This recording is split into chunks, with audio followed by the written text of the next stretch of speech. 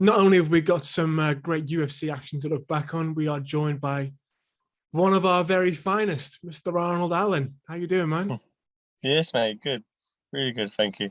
So anyone who follows you on social media would have been concerned about the state of your guts this afternoon, after what they saw on Saturday. A potent cocktail mixture of a few beers, some beans. There was some milk thrown in there as well.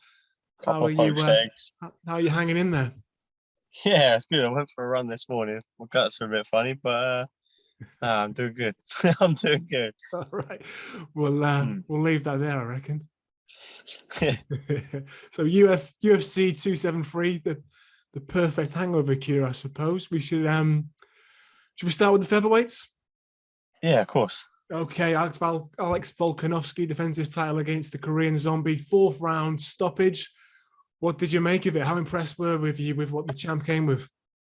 Yeah, definitely impressed. Like, he looks better every time he competes. But impressed, but like not surprised. Like, it's kind of everything I thought out of that fight, to be honest. I said it before. Korean Zombie is very flat-footed. He doesn't deal well with someone who moves well, who strategizes well. And Volkanovski, he moves great, and he's one of the best tacticians at the weight, or even any weight, really. So yeah, I think that's what I expected, really. Yes, you say there was he improves every time you see him fight. Anything specific in this fight that you noticed was maybe a step up from the last time you saw him? I just think where it was a complete shutout, it sort of allowed him to look better. But yeah, I just think it's just never gets drawn away from his game plan. Like, his planning with his team is always spot on. You know, someone like Korean Zombie, if you get dragged out of your strategy and into a sloppy fight, it could be a rough night for you. But someone like Alex, he's not going to get dragged away and dragged into a boring, a scrappy fight. Do you think we're looking at one of the best rounded fighters in the UFC? Yeah. I always think when watching him, it's hard to pinpoint like what to worry about him. But I think he's just good at everything. Like, you wouldn't say he has like massive knockout power. He's not a massive submission threat, but he's good everywhere. So it's just I think that's the big issue. Yeah, he's just so well rounded. Yeah, I mean, if you had to try and pinpoint any sort of area of weakness or anything, perhaps he's not at the absolute elite level at, what could you kind of pick at, you think? Hard, right? Yeah, no, difficult. I think his jiu-jitsu is probably a gap. You know, he's been, against Ortega.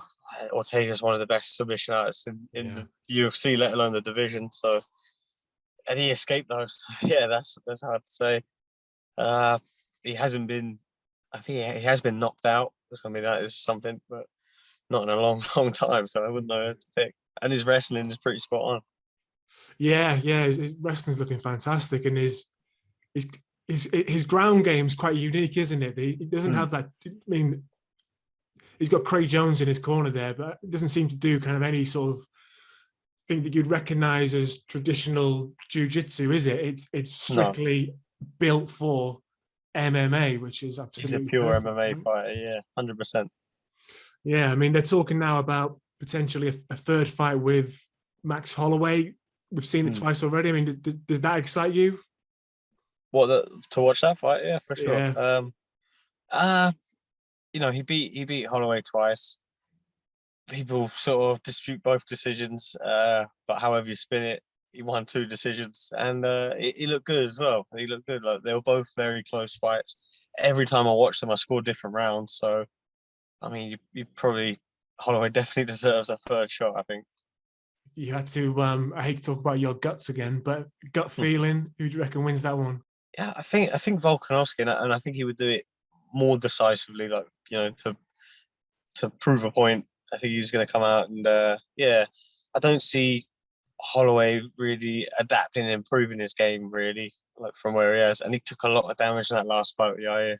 Yeah. Oh man, what a fight that was! What a fight! You can see the third fight would be, it would be an exciting fight, wouldn't it? It really would be. Yeah, something. For sure. Also, a little talk about potentially Henry Cejudo coming back in and moving up and trying to challenge there? Do you reckon he's got anything to threaten Volk with? No, I don't think so. Not a featherweight. I just think Volkanovski, he kind of, he's in a way they're kind of like similar build, like short, stocky, very agile, move very fast. But yeah, I just think he'd be too big, too strong for him, and I don't think he would cause much. Yeah, I don't think. I mean, I'm sure it'd cause some issues, but I don't think he could beat him. I think maybe bantamweight. That's probably Cejudo season, I think. Yeah. When you look at Volkanovski, obviously he's the pinnacle of your weight division at the moment. If you like, he's the top of the mountain. When you see him fight and you see him making these improvements, is the mountaintop getting that little bit higher every time he fights? You're going for that crown. Is it getting maybe a little bit further away, or do you think you're there with him? You're catching up?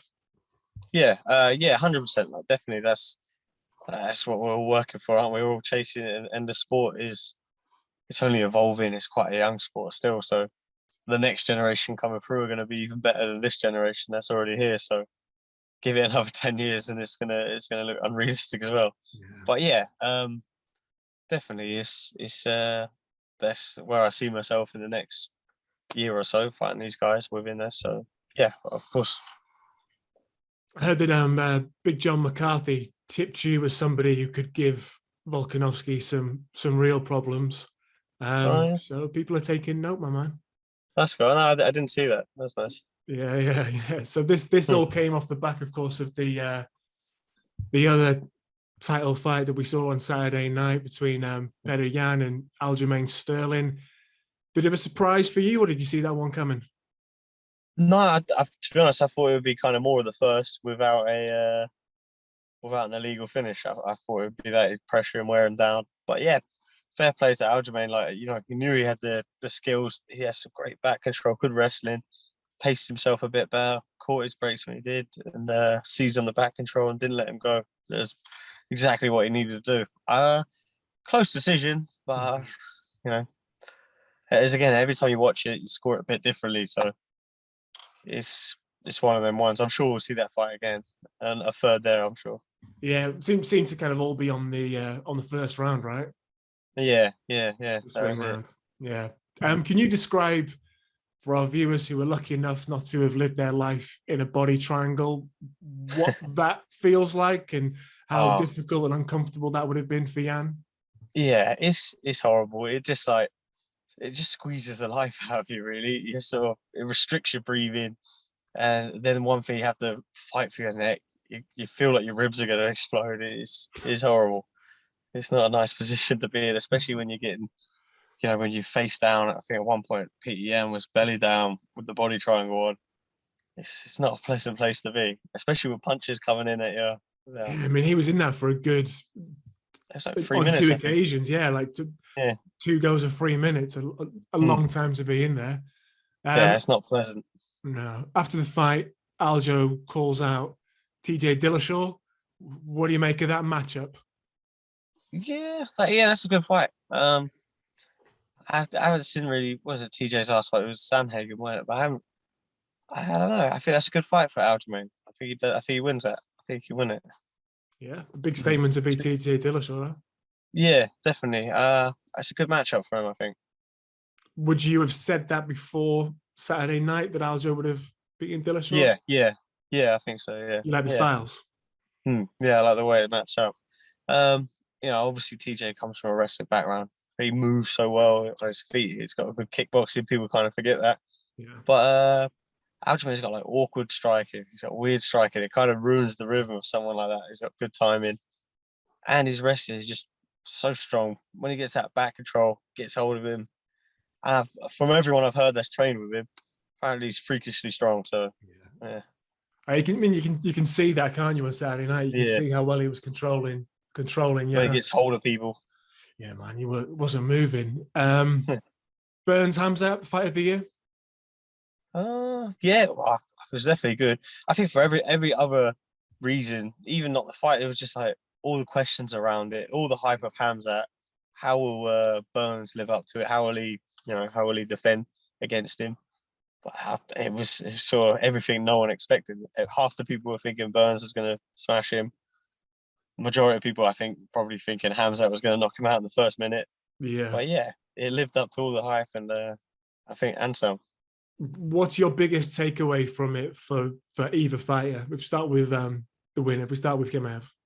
Yeah, Khamzat is legit for sure. Like, you know, Burns is not long off a UFC title fight against Usman. I know he got knocked out, but it wasn't that long ago. But I think welterweight will be where he does his best work. I think you know, getting those trade-offs at middleweight, you're going to have some issues. Mm. But saying that, I think maybe he has more success against someone like Israel Adesanya than Usman with the wrestling advantage. Yeah, I don't think he would struggle. His wrestling is elite. But yeah, if he gets in a stand-up match with Adesanya, I think he gets caught a lot.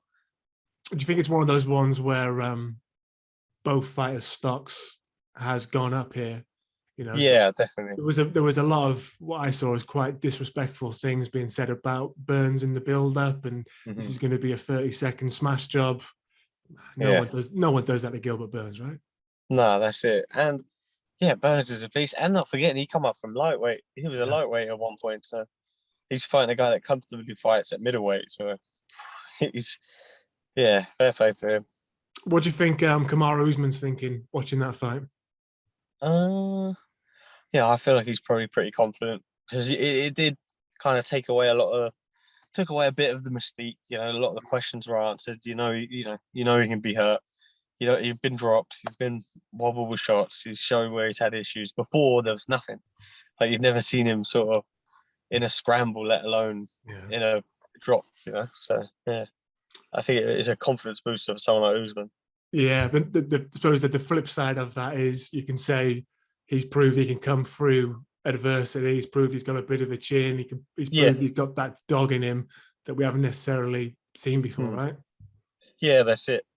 He said himself it was he was just chasing the knockout and got caught into a scrappy fight. But you know, I think he always chases the knockout the way he fights.